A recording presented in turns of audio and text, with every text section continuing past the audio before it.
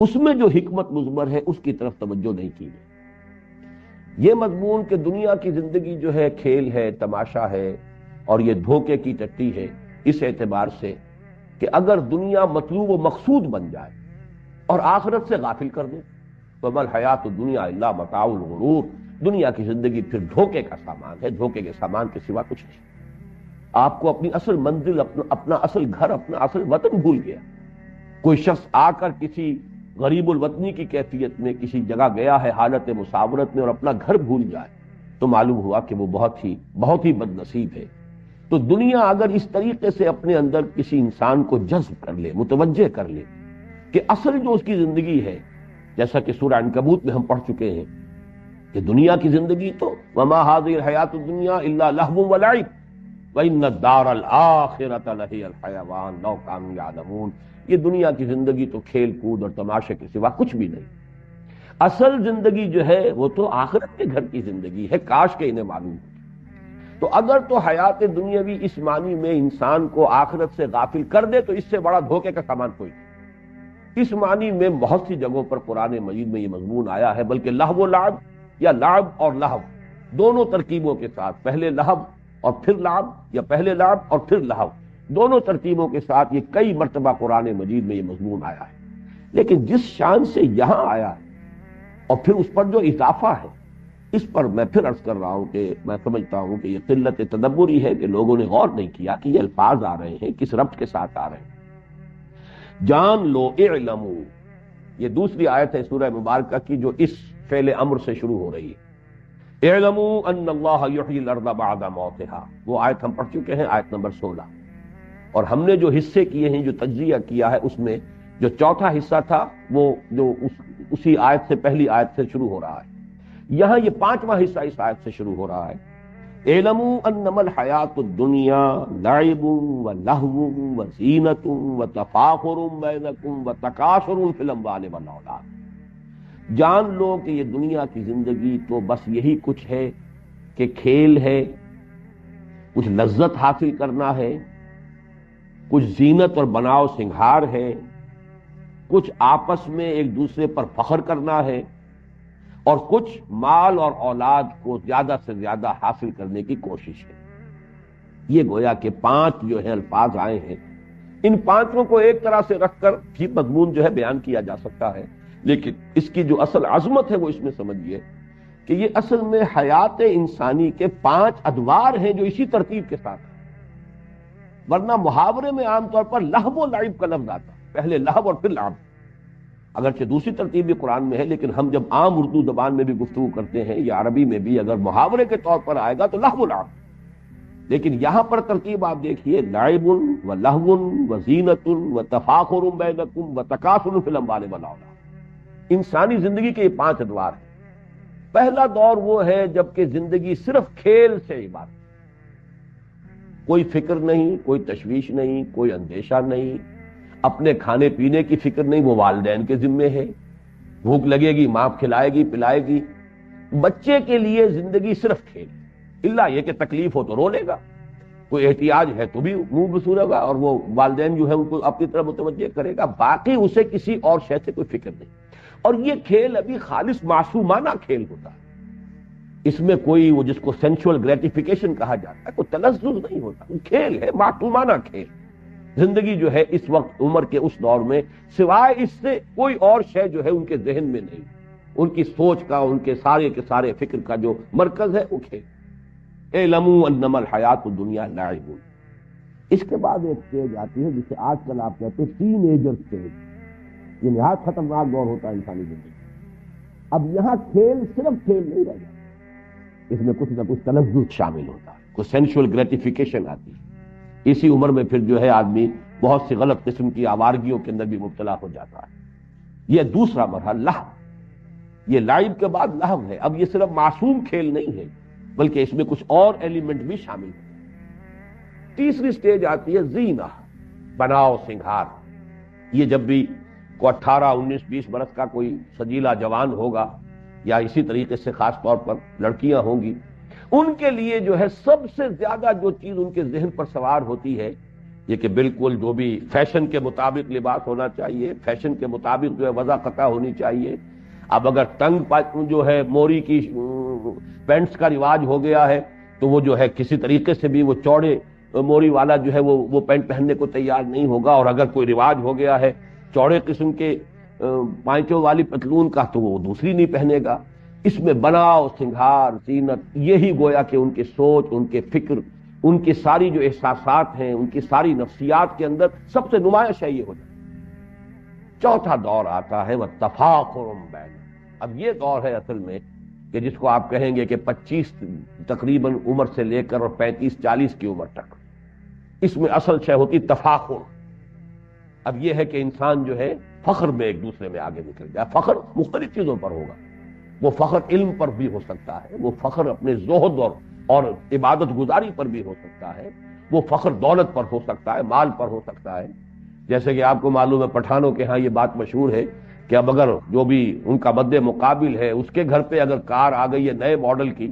تو اب پٹھان چاہے اپنی زمین گروی رکھے چاہے کچھ کرے، بہرحال اسی ماڈل کی یا اس سے بھی بہتر کار، اس سے بڑے سائز کی کار جب تک اس کے دروازے پر نہیں آئے گی اسے چین نہیں آئے گی۔ یہ ایک دور ہوتا ہے تفاخر بین، اپنی نسل پر ہے، عصبیت پر ہے، اپنی قبائلی جو برتری ہے اس کا احساس ہو رہا ہے، یہ ہے تفاخر بین۔ 40 برس کے بعد جب عمر ڈھلنی شروع ہوتی ہے تکاثر فی الاموال والاولاد، اب انسان کو کثرت کی فکر ہو جائے، زیادہ سے زیادہ مال جمع ہو جائے۔ بلکہ میں یہ الفاظ استعمال کرتا رہا ہوں کہ تفاخر کے دور میں آدمی مونچھ اونچی رکھتا ہے، کچھ بھی ہو جائے مونچھ نیچی نہ ہو، لیکن تکاثر کے دور میں آ کر مونچھ چاہے موڑ دی جائے، پیسہ ملے، پیسہ ہے اصل شے، دولت آنی چاہیے۔ باقی یہ کہ ذرا مونچھ نیچی کر لی یا کچھ اور ہو گیا، کوئی فکر نہیں ہے اس میں۔ پھر یہ آپ کہہ سکتے ہیں بڑا ریئلسٹ ہو جاتا ہے آدمی کہ اب یہ کیا ہم ان چیزوں کے اوپر خام خواہ جو ہے اپنی دولت ضائع کریں، پیسہ سنبھالو، دولت سامنے رکھو۔ اور تکاثر فی الاموال والاولاد، ویسے تو یہ کہ آج بھی کثرت اولاد جو ہے خاص طور پر جن کے جوان بیٹے ہو جائیں اس پہ اس کو یقیناً جو ہے بہت ایک تقویت حاصل ہوتی ہے۔ قبائلی زندگی میں تو اصل میں انسان کی ذاتی عزت اور وجاہت تھی ہی اس بنیاد پر۔ آج بھی آپ کی دیہاتی زندگی میں مجھے ایک لطیفہ یاد آتا ہے، میرے کلاس فیلو تھے ڈاکٹر سلیم صاحب جو ایک حادثے میں، بلکہ حادثے میں کیا قتل کر دیے گئے ایک ڈاکے میں، انہوں نے میرے ساتھ MBBS کیا تھا۔ وہ مثال دیا کرتے تھے کہ ایک شخص ان کے گاؤں میں تھا، یہیں فیصل آباد کے قریب کا گاؤں تھا، باجوہ فیملی سے متعلق تھے وہ، کہ اس کے 11 بیٹے تھے، 11 کے 11 اعلیٰ تعلیم یافتہ ہو گئے۔ اب وہ کوئی کہیں پر DC لگا ہوا ہے، کوئی کہیں پر جو ہے اس طریقے سے ہے، گاؤں میں کوئی اس کے پاس، وہاں پر مقابلہ ہوتا تھا جو بھی وہاں پہ لوگ ہیں۔ اب اس میں اس بیچارے کے ہاتھ دست و بازو نہیں ہے موجود کہ جو اس کی طرف سے لڑ سکیں، مدافعت کر سکیں، تو کہا کرتا تھا کوئی میرے 11 پڑھے ہوئے لے لے، مجھے ایک ان پڑھ دے دے۔ وہ اس لیے کہ یہاں تو اصل میں جس کی لاٹھی ہے، جس کے پاس طاقت ہے، اس کی عزت ہے، گاؤں میں تو سر اٹھا کر وہ چل سکتا ہے، اور یہ میرے پڑھے لکھے جو ہیں چلے گئے سب کے سب، یہاں میرے لیے تو وہ عزت اور کسی وجاہت کی بنیاد موجود نہیں۔ تو اس حوالے سے جانیے، اور خاص طور پر چونکہ قرآن مجید نازل ہو رہا ہے خاص اس قبائلی جو پس منظر ہے، اس میں جو اولین مخاطب لوگ ہیں وہ تو وہی تھے کہ جن کا سارا نظام قبائلی تھا۔ تو تکاثر فی الاموال والاولاد، یہ میں نے اتنی وضاحت اس لیے کی ہے کہ آج کی دنیا میں تو برتھ کنٹرول اور فیملی پلاننگ کا معاملہ ہے، لیکن یہ ہے کہ جو اصل جو فطرت سے قریب تر معاشرہ جو ہوتا تھا، اور اب بھی جو ہوگا، آپ دیہات کے اندر جا کر دیکھیں گے تو وہاں تو اصل میں تکاثر فی الاموال والاولاد، یہ دونوں کو دونوں ساتھ جانے والی چیزیں۔ تو یہ ہے در حقیقت یہ 5 الفاظ کے مابین جو ربط ہے، اور اصل بات جو بتائی جا رہی ہے وہ یہ ہے کہ یہ زندگی تو ان ادوار میں سے ہو کر لامحالہ گزرے گی۔ بچپن بھی آئے گا، پھر جوانی بھی آئے گی، نوجوانی کا دور آئے گا، پھر بڑی قوت والی زندگی کا دور آئے گا، پھر ادھیڑ عمر کا بھی مرحلے کو انسان آئے گا، اور پھر بڑھاپا بھی آئے گا۔ ان میں سے کسی کو بھی آپ روک نہیں سکتے، یہ تو گویا کہ وقت کی رفتار ہے کہ جس کا روکنا ممکن نہیں ہے۔ البتہ آخرت سے اب تقابل کیا گیا، وَفِي الْآخِرَةِ عَذَابٌ شَدِيدٌ وَمَغْفِرَةٌ مِّنَ اللَّهِ وَرِضْوَانٌ۔ یہ ہے آخرت کی زندگی جو ہے، اس میں ابدی طور پر 2 حصے ہو جائیں گے نوع انسانی کے، یا تو یہ کہ اللہ تعالیٰ کی طرف سے رضوان ہے اور مغفرت ہے، اور یا عذاب شدید۔ در حقیقت یہاں پر وہی معاملہ جو ہے وَمَا الْحَيَاةُ الدُّنْيَا إِلَّا مَتَاعُ الْغُرُورِ، اس کو ایمفیسائز کرنے کے لیے کہ یہ دنیا کی زندگی اگر اس نے تمہیں اپنے اندر گم کر دیا، جیسے کہ اقبال نے کہا ہے کہ کافر کی یہ پہچان کے آفاق میں گم ہے، اور مومن کی یہ پہچان کے گم اس میں ہے آفاق۔ رہو یہاں، بازار سے گزرا ہوں، خریدار نہیں ہوں، جان لو کن فی الدنیا کانک غریب و عابر سبیل، یہ بات سامنے رہے کہ تمہارا گھر نہیں ہے، یہ منزل نہیں ہے، یہاں ہمیشہ نہیں رہنا ہے، تم راہ چلتے مسافر ہو۔ مالی ولی دنیا، جیسا کہ حضور نے فرمایا مجھے تمہاری اس دنیا سے کیا سروکار، انما مثلی کا مسافر استظل تحت راکب استظل تحت شجرۃ ثم راح فترکھا، میری مثال اس دنیا کے ساتھ ایسی ہے جیسے کوئی سوار جو ہے، گھڑ سوار یا اونٹنی پر سوار، وہ تھوڑی دیر کے لیے کسی درخت کے سائے میں آرام کے لیے رکتا ہے، وہ درخت اس کا گھر نہیں ہے، اس کا وطن نہیں ہے، اس کی منزل نہیں ہے، پھر وہ جاتا ہے اپنا راستہ لیتا ہے، بس اتنی سی دیر کے لیے قیام گاہ سمجھو اس دنیا کو، اس سے زیادہ۔ مالی ولی دنیا انما مثلی کراکب استظل تحت شجرۃ ثم راح فترک، تو یہ ہے اصل میں دنیا کا معاملہ، کن فی الدنیا کانک غریب و عابر سبیل۔ اب دیکھیے تشبیہ جو دی گئی ہے، لیکن تشبیہ سے پہلے یہ نقطہ نوٹ کر لیجئے کہ یہ جو پانچویں چیز جو بیان کی گئی ہے یہاں، تکاثر فی الاموال والاولاد، اس کی تکمیل آپ کیجئے سورہ تکاثر سے، الہاکم التکاثر حتی زرتم المقابر۔ یہ تکاثر ختم نہیں ہوتا یہاں تک کہ انسان قبر تک جا پہنچے۔ یہ وہ بڑی عظیم حقیقت ہے کہ انسان کے پاس چاہے دولت کے انبار ہو، اتنی بھی دولت ہو کہ کئی نسلوں کے بارے میں اطمینان ہو، آگے کئی پشتیں کھا سکتی ہیں آرام سے بیٹھ کر، لیکن بہتات جو دولت کی بہتات کی طلب ہے وہ ختم نہیں ہوتی۔ صاف نظر آ رہا ہے کہ ایک شخص جو ہے قبر میں پاؤں ڈالے ہوئے، قبر میں جو ہے پاؤں لٹکائے ہوئے بیٹھا ہے، لیکن دولت کی بہتات، وہ جو حرص ہے اس کی، الہاکم التکاثر حتی زرتم المقابر، وہی ہے یہ تکاثر در حقیقت۔ اعلموا انما الحیات الدنیا لعب، لعب اگرچہ کہا گیا کھیل، مراد کیا ہے؟ وہ بچپن کی زندگی کا دور، ولہو اس کے بعد وہ نوجوانی کا دور، وزینت جوانی کا دور، وتفاخر بینکم وہ جوانی اپنی پوری شدت کو، شباب اپنی پوری طاقت کو آ رہا ہے، اس کے بعد ڈھلوان شروع ہوئی، وتکاثر فی الاموال والاولاد۔ اب تمثیل پر غور کیجئے، کمثل غیث اعجب الکفار نباتہ ثم یہیج فتراہ مصفرا ثم یکون حطاما۔ یہ وہی سائیکل، انسانی زندگی کا یہ سائیکل ہے، بچپن ہے، پھر اس کے بعد نوجوانی ہے، جوانی ہے، پوری طاقت کو پہنچنا ہے، شدت کو پہنچنا ہے، حتی اذا بلغ اشدہ، اور پھر اس کے بعد بڑھاپا ہے، ادھیڑ عمر ہے، بڑھاپا ہے۔ اسی طریقے سے یہ ایک نباتاتی سائیکل چل رہا ہے، کمثل غیث جیسے مثال ہے بارش کی، اعجب الکفار نباتہ، یہاں پہ کفار کے لفظ کو اس کفر کے ساتھ ہم سمجھ لیجئے، کفر کے لغوی معنی میں نے آپ کو بتایا تھے، دبا دینا، چھپا دینا، اور یہاں تقریباً اجماع ہے مفسرین کا، یہاں کفار سے مراد وہ کافر نہیں ہے کہ جو اللہ کا انکار کریں یا رسول کا یا آخرت کا یا قیامت کا یا قرآن کا، کفار سے مراد یہاں ہے جو کاشتکار ہے، اس لیے کہ کاشتکار بھی زمین میں بیج ڈالتا ہے، بیج کو دباتا ہے، پھر وہاں سے کھیتی جو ہے لہلہائے گی اور ابھرے گی۔ تو کمثل غیث جیسے زراع کا لفظ آیا ہے سورہ فتح کے آخر میں،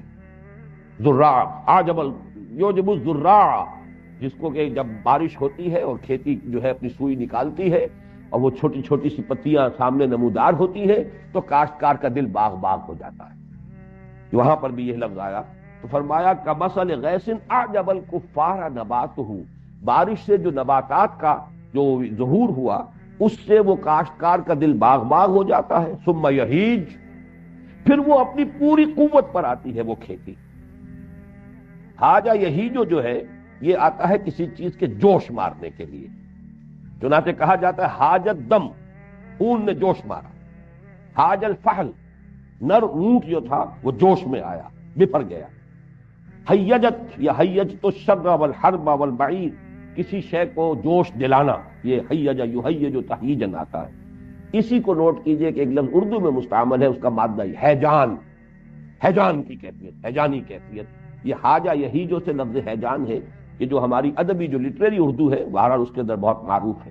تو یہاں فرمایا کہ کھیتی ظاہر ہوئی، بارش ہوئی تھی، اب آپ نے دیکھا کہ اس کے بعد ہریاون جو ہے، سبزہ جو ہے معلوم ہوتا ہے کہ اس جو بالکل بے آب و گیاہ ریت پڑا ہوا تھا، بے آب و گیاہ مٹی تھی، اس کے اندر اب سبزہ نمودار ہو گیا۔ پھر اس کے بعد ثم یہیج، پھر وہ فصل جو ہے لہلہاتی ہے، اپنی پوری قوت کو آتی ہے، جوش مارتی ہے، فتراہ مصفرا، پھر تم دیکھتے ہو زرد پڑ، کچھ دیر کے بعد اب وہ چاہے گھاس بھی تھی وہ کچھ عرصے کے بعد وہ گھاس جو ہے وہ زرد پڑ جائے. کھیتی بھی جب پختگی کو آتی ہے، اب جیسے کہ گیہوں کی فصل ہے، شروع میں تو وہ بڑا ہریالی کا منظر نظر آئے گا، لیکن جب فصل پکنے پہ آئے گی ثم تراہم فتراہ مصفرا، تو تم اس کو دیکھتے ہو کہ اب وہ زرد پڑ گئی. ثم یکون حطاما، پھر وہ فصل کٹ گئی تب بھی. اور اگر صرف چراگاہ کی دنیا میں آپ کو معلوم ہے کہ بہت بڑے بڑے رقبے ہیں چراگاہوں پر مشتمل، کوئی فصل نہیں ہوتی وہاں. یہ سارا سینٹرل ایشیا کے جو پلینز ہیں ایشیا کے، میں بہت بڑے رقبے جو ہے اس طرح کے ہیں، جو اسٹیپس کہلاتی ہیں، کہ جو یہ سطح مرتفع کے جو ڈھلوانے ہوتی ہیں جن پر سب سے زیادہ قوی لوگ پیدا ہوتے ہیں. یہ تمام لوگ جو پہاڑی سطح مرتفع کے علاقوں کے رہنے والے، یہ منگولز بھی وہیں کے تھے. پھر اسی طریقے سے یہ مرہٹا جو ہے ہندوستان کے اندر، یہ بھی وہ سطح مرتفع دکن کی جو ہے اس کے لوگ ہیں، کہ ان کے ہاں بس کام یہی ہے کہ وہ ان کے جو بھی جانور ہیں، وہ بارش ہوئی اور وہ سبزہ ہوا اور اس کے اوپر وہ چرتے پھر رہے ہیں. اور باقی یہ کہ اس گھوڑے کے اوپر سوار ہو کر یہی قبائل تھے کہ جو پھر نکلتے تھے تو دنیا میں کوئی ان کا مقابلہ نہیں کر سکتا. وہ ٹیلا ہو، وہ چنگیز ہو، کہاں سے چل کر کہاں پہنچا ہے. یہ تمام کے تمام یہ حقائق جو ہیں ہسٹوریکل ایچ جی ویلز نے بڑی خوبصورتی سے بیان کیے. بہرحال یہاں پر یہ دیکھیے کہ اس کے بعد کیا ہوتا ہے، وہ سبزہ بھی ہے تو پھر کچھ عرصے کے بعد وہ دھوپ کی وجہ سے وہ جل جائے گا، زرد ہو جائے گا، اور وہ بھربھرا سا ہو کر پھر وہ پاؤں تلے رونا جائے گا، اور کچھ عرصے کے بعد مٹی ہو کر مٹی میں مل جائے گا، پھر اس کا کوئی وجود ہی نہیں ہوگا. وہ سبزہ، وہ ہریالی، وہ تر و تازگی وہ ختم ہوئی. پھر معلوم ہوا کہ پھر وہی خاک اڑ رہی ہے، پھر وہی ویرانی ہے، پھر وہی ریگزار کا ایک منظر ہے. اور چونکہ عرب کا پس منظر ہے خاص، جس میں کہ یہ قرآن مجید نازل ہو رہا ہے، تو یہ پورا کا پورا اس کا پس منظر واضح ہو گیا. تو جیسے یہ سائیکل ہے، اب ہمارے ہاں فصلوں کا معاملہ ہوتا ہے، بیج ڈالا ہے، باقاعدہ فصل ہوئی ہے، لیکن وہاں بھی تو یہ ہوگا، فصل جب کٹ جاتی ہے تو کیا ہوتا ہے، اس کے بعد تو وہاں پر یہی ہے کہ کچھ تھوڑا بہت جو ہے وہ اڑتے پھر رہے ہیں. وہ تنکے ہیں کہ جو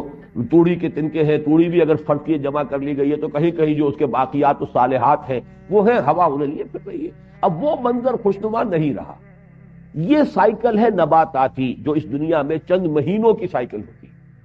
لیکن یہ کہ انسان کی زندگی کا یہی سائیکل ہے، جس گھر میں بھی نئی ولادت ہوئی ہے، بچہ پیدا ہوا ہے، خوشی کے شادیانے بجائے جا رہے ہیں، خوشیاں منائی جا رہی ہیں، پھر وہ بچہ بڑا ہوتا ہے، پھر اس میں طاقت آتی ہے، وہ جوانی کو پہنچتا ہے، اس کی امنگیں ہیں، اس کے ولولے ہیں، اس میں تفاخر پیدا ہوتا ہے، زینت و تفاخر. پھر یہ کہ اس کی جو ہے ایک ڈھلوان آتی ہے.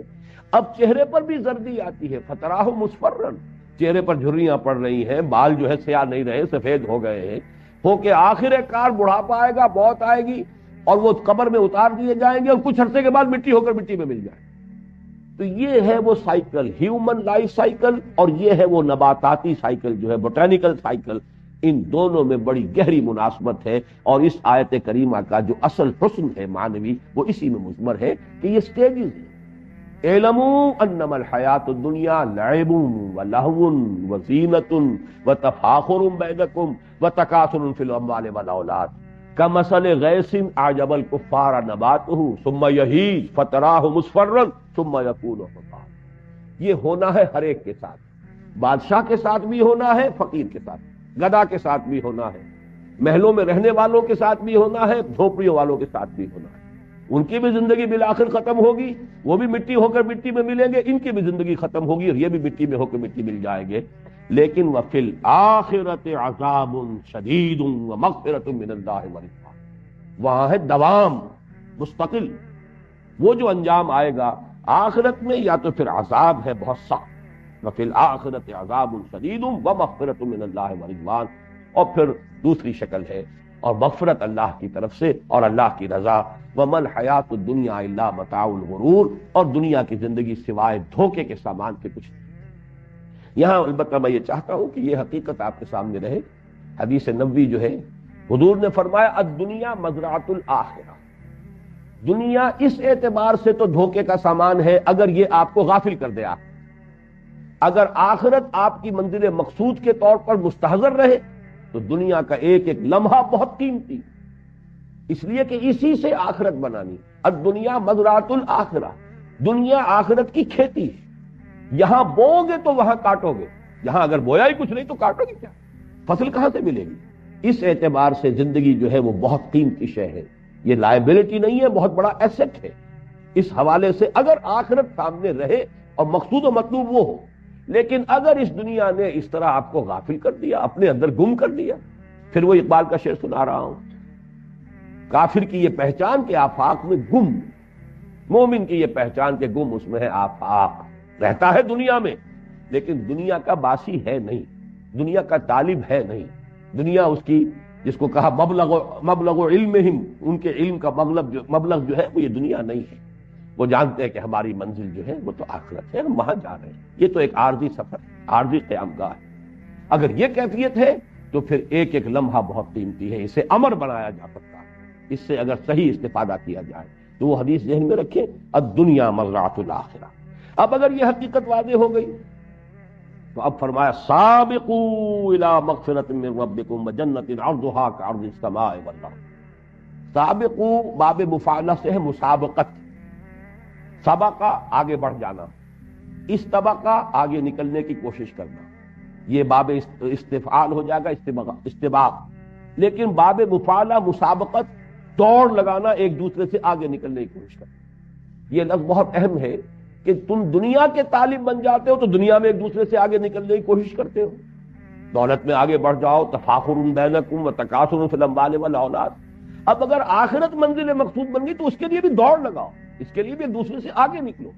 یہ نہ ہو کہ دنیا کے لیے تو تمہاری جو ہے تمہارا جوش بھی ہے اور تمہارا خروش بھی ہے اور تمہارے اندر جو ہے حرکت بھی ہے، لیکن آخرت کہنے کو تو مطلوب و مقصود ہے، لیکن اس کے لیے بڑی قناعت ہے آخرت کی طرف سے، اس کے لیے کوئی بھاگ دوڑ اور کوئی ایک دوسرے سے آگے نکلنے کی کوشش نہیں۔ تو مسابقت جو ہے یہ فطرت انسانی کے اندر موجود ہے، جس کو آپ کہتے ہیں، ایڈلر نے کہا ہے دی ارج ٹو ڈومینیٹ، ایک دوسرے کے اوپر غالب آنے کی کوشش، ارج ٹو ڈومینیٹ یہ انسان کے اندر ہے، مسابقت کا جذبہ ہے۔ اب صرف یہ کہ آپ اس کے فیلڈ کو بدل دیں، مسابقت مال میں نہ کیجئے، مسابقت خیرات میں کیجئے۔ یہ سورہ بقرہ میں بھی آیا ہے وَلِكُلٍّ وِجْهَةٌ هُوَ مُوَلِّيهَا فَاسْتَبِقُوا الْخَيْرَاتِ۔ دیکھو ہر ایک نے کوئی نہ کوئی اپنا ہدف مقرر کیا ہوا ہے جس کی طرف وہ پیش قدمی کر رہا ہے، محنت کر رہا ہے۔ تو اے مسلمانوں، تمہارا مسابقت کا معاملہ اور استباق جو ہے تمہارا وہ ہونا چاہیے خیرات، حسنات، نیکیوں کے لیے، بھلائیوں کے لیے، انفاق میں، جہاد فی سبیل اللہ میں آگے سے آگے بڑھ کر سرفروشی کرو، آگے سے آگے بڑھ کر انفاق کرو، ایک دوسرے سے نکلنے کی کوشش کرو۔ تو دین کے معاملے میں یہ مسابقت محمود ہے، یہ ناپسندیدہ شے نہیں ہے، جس کی کہ مثالیں ہمیں صحابہ کرام میں ملتی ہیں کہ حضرت عمر فرماتے ہیں کہ غزوہ تبوک کے موقع پر جب حضور نے کہا ہے کہ بڑا کڑا وقت آ گیا ہے دین کے لیے، اب جو بھی کوئی لا سکتا ہو لے کر آئے، اور ضرورت ہے پیسے کی، مال کی، اس لیے کہ بہرحال اسلحہ فراہم کرنا ہے، سواریوں کا بندوبست کرنا ہے، رسد کا بندوبست کرنا ہے۔ تو حضرت عمر فرماتے ہیں کہ اتفاقاً اس وقت میرے پاس دولت بہت تھی۔ یہ اتفاقاً غلط سمجھ لیجئے، کیوں تھی؟ اس لیے کہ کاروباری آدمی جو ہوتے یہ سب تاجر تھے، عرب کے سب لوگ، مہاجرین سب کے سب تاجر تھے۔ تاجر کو ہاں یہ ہوتا ہے کہ کبھی تو جس کو آپ کہتے ہیں لیکویڈیٹی، کبھی تو وہ اتنی ہوتی ہے، کوئی اتنی رقم موجود ہے، اویلیبل ہے، ورنہ یہ کہ آپ کی رقم انویسٹڈ ہے، آپ چاہتے بھی نکالنا نہیں نکال سکتے، لیکن کسی وقت یہ کہ آپ کے پاس دولت جو ہے کیش کی شکل میں یا اویلیبل مال کی شکل میں موجود ہے۔ تو حضرت عمر فرماتے ہیں کہ اس وقت میرے پاس اتفاق سے دولت بہت تھی، پیسہ بہت تھا، میں نے سوچا اس موقع پر تو میں ابو بکر سے بازی لے ہی جاؤں گا۔ تو دیکھیے یہاں وہ مسابقت کا جذبہ ہے، لیکن مسابقت فی الخیرات، فاستبقوا الخیرات۔ تو میں نے یہ کیا کہ اپنی ساری جو بھی تھی میرے ایسٹس تھے، 2 حصے کیے، 1 حصہ لا کے حضور کے قدموں میں ڈال۔ اب منتظریں دیکھیں آج کیا ہوتا ہے، استباق تو ہو رہا ہے، مسابقت تو ہو رہی ہے۔ حضرت ابو بکر جو لائے ہیں تو پوچھا حضور نے کہ کیا چھوڑا گھر والوں کے لیے؟ عرض کیا کچھ نہیں چھوڑا، جو کچھ تھا لیا۔ تو حضرت عمر فرماتے، اب دیکھیے یہاں پر کوانٹٹی کا ایلیمنٹ نہیں آئے گا،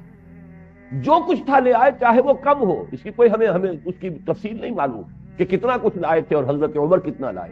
لیکن وہ جتنا بھی لائے تھے وہ کل کا کل تھا، اور حضرت عمر جتنا بھی لائے تھے وہ نصف تھا، نصف تو نصف رہے گا، کل کے برابر نہیں ہو سکتا۔ تو حضرت عمر فرماتے اس روز میں نے جان لیا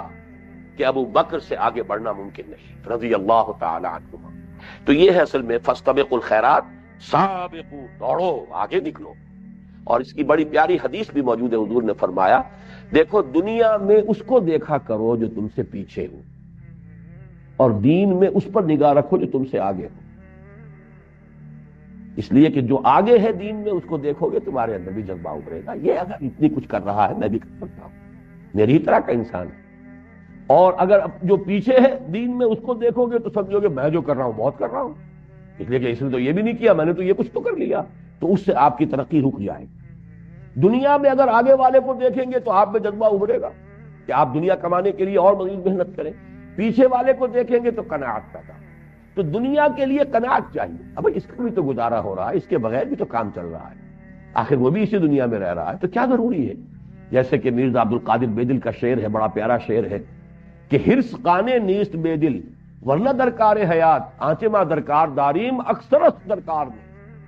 یہ تو ہماری ہرس ہے کہ یہ بھی ہو وہ بھی ہو، یہ بھی ضرورت ہے اس کی بھی ضرورت ہے، ورنہ واقعہ یہ ہے کہ ہم جن چیزوں کو سمجھتے ہیں کہ یہ لازمی ہے زندگی گزارنے کے لیے، ان کی اکثریت ایسی چیزیں ہیں کہ جو اکثرش درکار نیست، وہ حقیقت میں درکار نہیں۔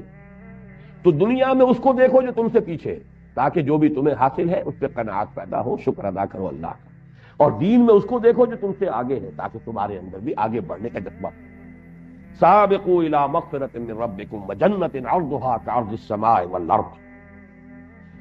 اس جنت کے حصول کے لیے دوڑ لگاؤ جس کا پھیلاؤ، جس کی پہنائی آسمان اور زمین جتنی ہے۔ چنانچہ ایک دوسرے مقام پر یہ بھی آیا ہے وسارعوا، لفظ سارعوا وہاں آیا مسارعت، یہ سورہ آل عمران کی آیت نمبر 133 ہے۔ سارعوا الى مغفرۃ من ربکم وجنۃ عرضها السماوات والارض، یہاں جو لفظ عرض آیا ہے ان دونوں آیات میں، وہ ایک تو ہم لفظ عرض استعمال کرتے ہیں طول کے مقابلے، طول اور ہے، عرض کم ہوتا ہے، طول زیادہ ہوتا ہے، لیکن عربی زبان میں جو عرض کا لفظ آتا ہے وہ کسی شے کی وسعت کے لیے، مجرد وسعت کو ظاہر کرنے کے لیے۔ قرآن مجید میں کس مقام پر ہے یہ تو میرے ذہن میں نہیں ہے، ذو دعائن عریض، یعنی جب انسان کو کوئی تکلیف آتی ہے تو بڑی لمبی چوڑی دعائیں مانگنی شروع کر دیتا ہے، وہاں پہ کوئی طول کا لفظ علیحدہ نہیں آیا، لمبی چوڑی دعائیں، ذو دعائن عریض، بڑی لمبی لمبی چوڑی چوڑی دعائیں مانگتا ہے انسان، اور جب ہماری طرف سے نعمت مل جاتی تو ہمیں بھول جاتا ہے، یہ یاد ہی نہیں رہتا کہ کبھی وہ ہمیں پکارتا بھی تھا، کبھی ہم سے دعائیں بھی کرتا تھا۔ احتیاج میں آدمی ہوتا ہے اللہ کو پکارتا ہے۔ تو یہاں عرض سے مراد ہے کہ جنت کا تم تصور کر ہی نہیں سکتے، اور میں نے بالکل شروع میں اس سورہ مبارکہ کے درس کے دن میں عرض کیا تھا کہ چونکہ قرآن مجید سائنس کی اصطلاحات، فلسفے کی اصطلاحات استعمال نہیں کرتا، بس کسی شے کو کل جو ہمارا تصور ہے کائنات کا، آسمان اور زمین، بس یہ الفاظ ہیں، عام انسان جو ہے اس کے حوالے سے، تو اسی لیے جنت کتنی بڑی ہوگی تم تصور کر سکتے ہو، تمہارا تو اپنا ذہن بہت ہی مختصر ہے۔ آج کا انسان بھی ابھی کچھ اسے پتہ نہیں دنیا کتنی لمبی چوڑی ہے، یہ کائنات کہیں کہاں سے شروع ہوتی ہے کہاں ختم ہو رہی ہے، کچھ پتہ نہیں۔ جتنی ٹیلیسکوپ بڑی ہوتی چلی جا رہی اتنی کائنات بھی پھیلتی چلی جا رہی۔ بہرحال کہیں کسی ٹیلیسکوپ نے آج تک یہ نہیں بتایا کہ اس جگہ پر کائنات ختم ہوتی ہے، وہاں تک ہماری جو ہے رسائی ہو گئی ہے نگاہ کی۔ تو اس اعتبار سے قرآن مجید وہ الفاظ استعمال کرتا ہے جسے عام دیہاتی، جسے عام بدو جو تھا عرب کا وہ بھی سمجھ لے۔ ارضھا کارض السماء والارض، اس جنت کی وسعت اور اس کی پہنائی تم کیا سمجھو گے، بس یوں سمجھو آسمانوں اور زمین جتنی، یا آسمان اور زمین جتنی۔ لیکن فرمایا اعدت للذین آمنوا باللہ ورسلہ، اعداد کہتے ہیں کسی چیز کو اہتمام کے ساتھ تیار کرنا۔ یہ جنت فراہم کی گئی ہے، تیار کی گئی ہے، سنواری گئی ہے پوری طریقے سے، اس کو بنایا گیا ہے کس کے لیے؟ للذین آمنوا باللہ ورسلہ، جو ایمان لائے اللہ پر اور اس کے رسولوں پر۔ اب یہ نوٹ کر لیجئے کہ اس آیت میں بھی اور 19ویں آیت میں بھی آگے کسی شے کا اضافہ نہیں کیا، جیسے کہ وہاں ہم نے دیکھا تھا 19ویں آیت میں کہ جس میں کہ وہ سلوک قرآنی جو ہے وہ اپنے آخری کلائمیکس کو پہنچا ہے، والذین آمنوا باللہ ورسلہ اولئک هم الصدیقون۔ اب نہ وہاں انفاق کا تذکرہ ہے، نہ وہاں پر قتال کا تذکرہ ہے، نہ اعمال صالحہ کا تذکرہ ہے، لیکن مراد کیا ہے؟ جب ایمان حقیقی معنی میں ہوگا، واقعتاً ایمان ہوگا، حقیقی ایمان ہوگا، تو یہ گویا کہ خود مندرج ہے وہاں پر، یہ انڈرسٹوڈ ہے۔ اس ایمان کے ساتھ انفاق بھی ہوگا، اس ایمان کے ساتھ قتال بھی ہوگا، اس ایمان کے ساتھ جہاد بھی ہوگا، اس ایمان کے ساتھ اعمال صالحہ بھی ہوں گے، اس ایمان کے ساتھ نماز، روزہ، حج اور زکوٰۃ بھی ہوں گے، یہ سب کچھ ہوگا۔ لہذا جہاں پر بھی ایمان اب آ رہا ہے، یہ نہ سمجھیے کہ مجرد ایمان کی بات ہو رہی ہے۔ اعدت للذین آمنوا باللہ ورسلہ، یہ تیار کی گئی ہے جنت، اس کو آراستہ پیراستہ کیا گیا ہے ان لوگوں کے لیے جو اللہ پر اور اس کے رسولوں پر حقیقتاً ایمان رکھنے والے ہیں۔ ذالک فضل اللہ یؤتیہ من یشاء، اور یہ اللہ تعالیٰ کا فضل ہے، جس کو چاہے گا دے گا۔ یہاں بھی میں چاہتا ہوں نوٹ کر لیں، فضل کہتے ہیں اللہ کی طرف سے بغیر استحقاق کی دی جانے والی۔ اجرت اور اجر یہ ایک ہی لفظ ہے، اجر بدلہ، ثواب، اجرت جو کسی محنت اور مزدوری کا نتیجہ ہے۔ قرآن مجید میں اس کے برعکس لفظ آتا ہے فضل۔ فضل وہ ہے جو بغیر استحقاق دی جائے۔ تو یہ جان لیجئے کہ قرآن کا بھی تصور یہ ہے کہ جہاں بھی جنت کا تذکرہ آتا ہے فضل ہے اللہ،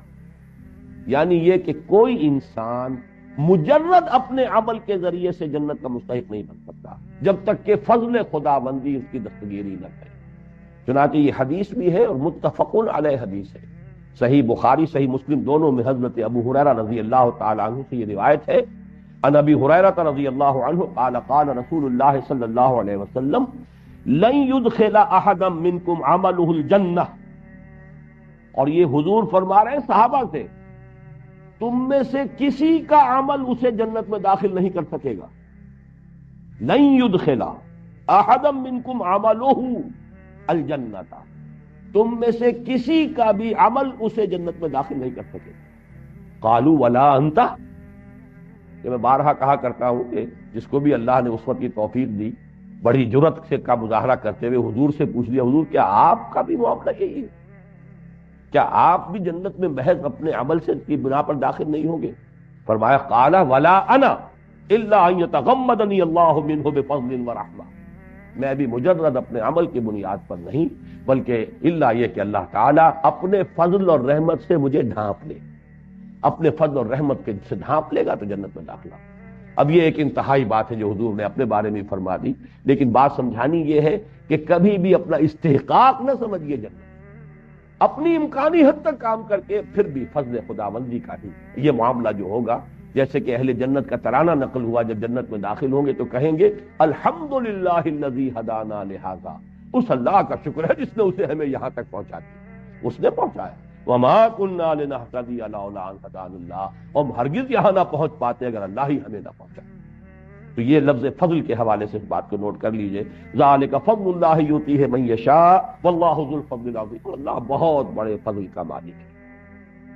اب اس کے بعد جو آیات ہیں اگرچہ تعداد میں کئی ہیں لیکن مجھے ابھی اس کو بیان کرنا ہے، یہ ایک مضمون ہے جو اس سے پہلے سورہ تغابن میں بڑی وضاحت سے آ چکا ہے۔ یہاں اگرچہ لفظاً زیادہ تفصیل ہے، وہاں معنن کم الفاظ میں یہ بات آ چکی ہے، تفصیل میں وہاں بیان کر چکا ہوں۔ اس دنیا کی زندگی میں انسان بہت متاثر ہوتا ہے، حوادث، آفات جو ہے سماوی بھی ہوتے ہیں، بڑے پیمانے پر آ جاتے ہیں، بڑا زلزلہ آ گیا، ہزاروں انسان جو ہے اس میں ختم ہو گئے، مکان دھس گئے، یا سیلاب آ گیا جو ہمارے ہاں پچھلے دنوں بھی آیا تھا، کتنے لوگ ہیں اس سیلاب کے اندر، گھر گھروندے بہہ گئے، گھر ختم ہو گئے، لوگ ڈوب گئے، فصلیں کتنی بڑے بڑے رقبے کے اوپر کھڑی ہوئی تباہ و برباد ہو گئی، یا کسی انسان کے اپنے اندر کوئی بیماری آ گئی اچانک بیٹھے بٹھائے، کوئی خیال ہی نہیں تھا، معلوم ہوا کینسر ہے، معلوم ہوا کہ یہ تو فلاں چیز ہے، ہارٹ جو ہے اتنے پرسنٹ بلاکڈ ہے۔ تو یہ ساری چیزیں اچانک آتی ہیں انسان پر، تو حوادث چاہے وہ ذاتی طور پر آ رہے ہوں، بیٹھے بٹھائے کوئی انسان کسی مقدمے میں پھنس گیا ہے، حادثہ ایسے ہی لوگ نپٹ جاتے ہیں بغیر کسی اس کے کہ کوئی ان کا اپنا ارادہ ہو، اور یہ کہ اس کی وجہ سے پریشانی ہو رہی ہے۔ تو ما صاب من مصیبت فی الارض ولا فی انفسکم، نہیں نازل ہوتی کوئی نازل ہونے والی، لفظ مصیبہ جو ہے یہ تو نازل ہونے والی شے، پڑھنے والی شے، اصابہ یصیب، اصابہ یصیب سے مصیبن، یہ گویا کہ اس میں فاعل ہے، مصیبت المؤنث ہو گیا، پڑھنے والی شے، جو بھی کیفیت مجھ پر یا آپ پر وارد ہوتی ہے، چاہے وہ اچھی ہو، چاہے بری ہو، چاہے تکلیف دہ ہو، چاہے مسرت بخش ہو، جہاں تک لغوی تعلق ہے اس لفظ کا وہ ساری چیزیں اس میں شامل ہو جائیں، تمام حوادث، تمام واقعات جو بھی ہم پر کیفیات وارد ہوتی ہیں وہ سب کی سب اس میں آ جائیں۔ لیکن عام طور پر یہ لفظ جو ہے استعمال ہوتا ہے تکلیف دہ چیزوں کے، ناگوار چیزوں کے، ناپسندیدہ چیزوں کے لیے۔ ما اصاب من مصیبت فی الارض ولا فی انفسکم، یہاں تفصیل کر دی گئی، مصیبتیں دو قسم کی ہیں، یا تو زمین میں نازل ہوئی، بڑے پیمانے پر ہوئی، سماوی یا آفاقی کوئی مصیبت آئی ہے، ولا فی انفسکم، نہ تمہاری اپنی جانوں میں کوئی تکلیف ہے، بیماری ہے، کوئی اور عارضہ ہے، کوئی حادثہ ہو گیا ہے، اس میں آدمی کا کوئی عضو جو ہے وہ کٹ گیا ہے، کوئی اور مسئلہ ہوا ہے، الا فی کتاب من قبل ان نبرأہا، مگر یہ کہ وہ ایک کتاب میں موجود ہے اس سے پہلے کہ ہم اسے ظاہر کریں، ہم اس کو وجود میں لائیں، ہم اس کو خلعت وجود سے سرفراز کریں۔ اب چونکہ فلسفہ وجود سے متعلق بحث ہم کر چکے ہیں پہلے حصے میں بہت زیادہ، تو یہاں میں چاہتا ہوں کہ ذرا یہ نبرا کے حوالے سے بھی بات سمجھ لیں۔ اللہ تعالیٰ کا ایک اسم گرامی ہے الباری، الخالق الباری المصور، وہ جو گلدستہ قرآن مجید میں 16-17 اسما جو ایک جگہ آئے ہیں 3 آیات میں، اسی میں یہ الباری بھی آیا ہے۔ تیسری آیت کے اندر پھر یہ هو اللہ الخالق البارئ المصور له الاسماء الحسنى، تو اللہ تعالیٰ کی یہ شان ہے کہ وہ باری ہے۔ باری کے معنی کیا ہے؟ عام طور پر جب خالق کے ساتھ لفظ باری آتا ہے تو اکثر لوگوں نے اس کا یہ نقشہ پیش کیا ہے کہ خلق کہتے ہیں ذہنی طور پر کسی شے کی منصوبہ بندی، نقشہ بنا دینا، اور پھر یہ کہ باری ہے پھر اس کو پوری طریقے سے ظاہر کی ایک شکل جو ہے اس کو عطا کر دینا، اور یہ ہوتا ہے ہر ہماری انسانی تخلیق میں بھی یہ ہوگا۔ کوئی مصور ہے اس کے ذہن میں پہلے خاکہ بن جاتا ہے، پھر وہ اسے صفحہ کرتاس پر لاتا ہے یا جو بھی اس کا کینوس ہے اس کے اوپر اس کو اتارتا ہے۔ کوئی موجد ہے اس کے ذہن میں پہلے ایجاد کا نقشہ وجود میں آ جاتا ہے، پھر وہ عملاً جو ہے اس کا خروج جو ہے باہر ہوتا ہے۔ اور باری کے لفظ میں یہ اصولی طور پر یہ بات موجود ہے، برا یبرؤ، کسی شے سے علیحدہ ہو جانا، میں تم سے بری ہوں، برات، تبرع، یہ سب کی سب چیزیں کیا ہیں؟ علیحدہ ہو جانا۔ تو در حقیقت اللہ تعالیٰ کی تخلیق کے بارے میں بھی فلاسفہ نے اس کے یہ 2 مراحل بیان کیے ہیں کہ ایک ہے کسی شے کا وجود علمی جو اللہ کے اپنے علم میں تھا، شے ہمیشہ سے تھی، وہ اللہ کے علم میں تھی، اس کا خارجی وجود نہیں تھا،